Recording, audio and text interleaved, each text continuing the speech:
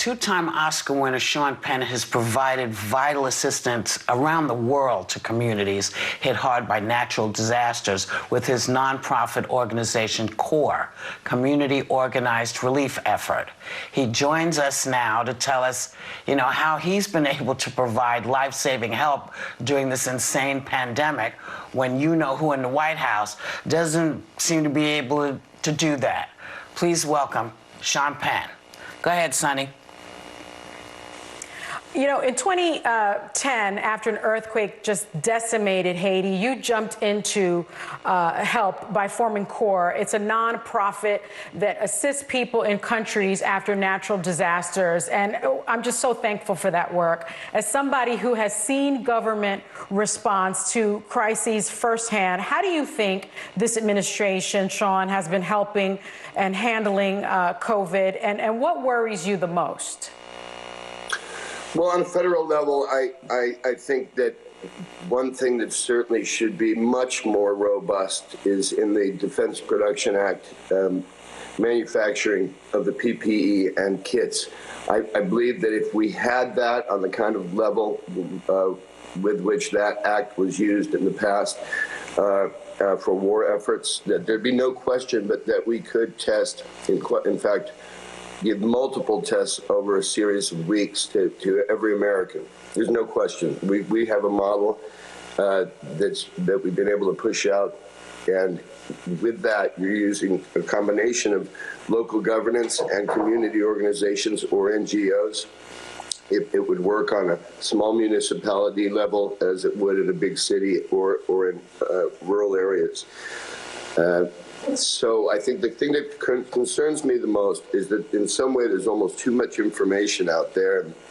We're trying to, what we do in Los Angeles and in Atlanta, Detroit, New Orleans, where we're doing our work now, also in the Navajo Nations, where we combine forces with local governance, in some cases just adding a supplement, in other cases it being principal implementer. And we're able to test thousands and thousands every day. And this is just one organization, but that kind of model replicated is not a difficult task. It's really about supply. Sean, I agree with what you said. But you say that we're in an active shooter scenario right now. What do you mean by that? Explain it. Well, I don't think we need to attach a face, a personality, or what somebody was sending on their social media to be able to identify an active shooter. An active shooter is anything that is continuing to kill people and our brothers and sisters and fathers and daughters and sons.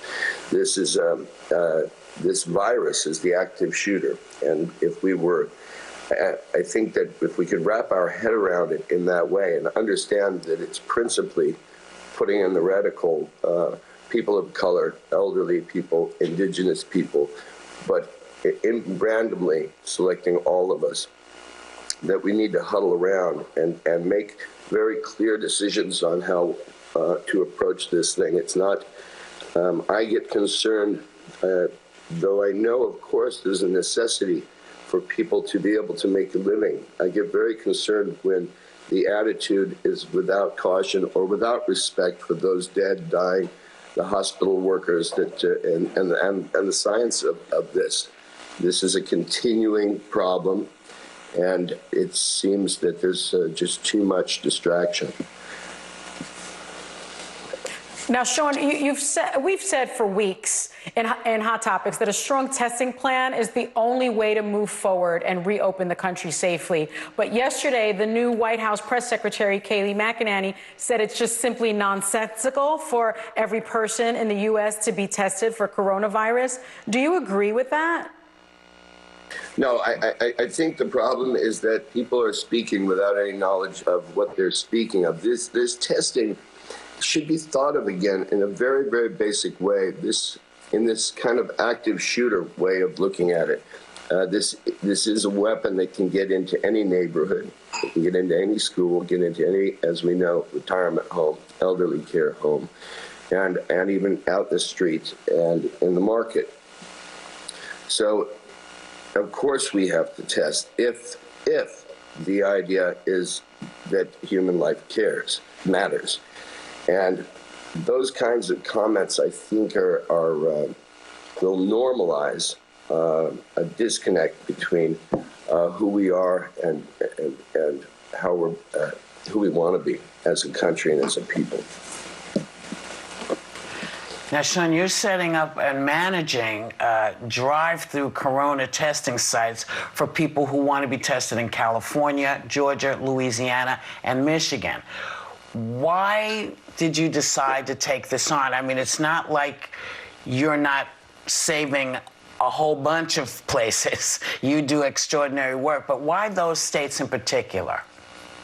Well, what happened was in California, we found that we have, in Governor Newsom and in Mayor Garcetti, along with the Los Angeles Fire Department, there was extraordinary leadership on this issue, and they had already principally designed and begun these programs.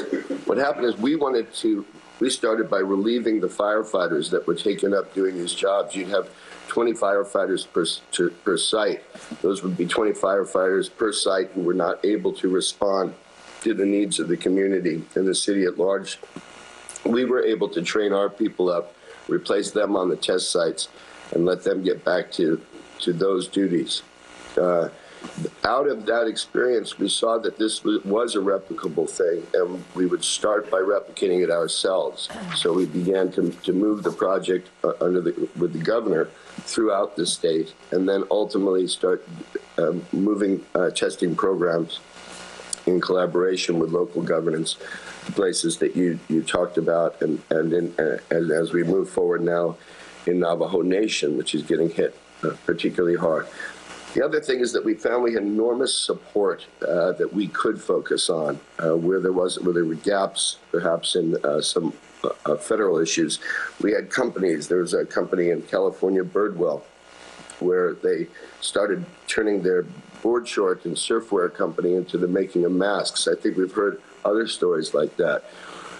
And now they run a very high-quality, safe operation.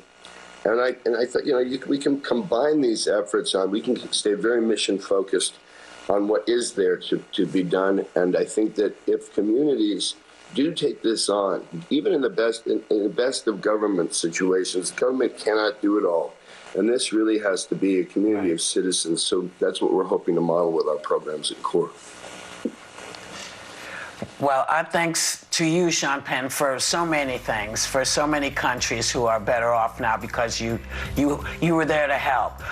And for coming on to The View. I think this is your first time, and I hope you'll come back to us. For more information on CORE, go to our website, and we'll show you where to look for everything. We'll be right back.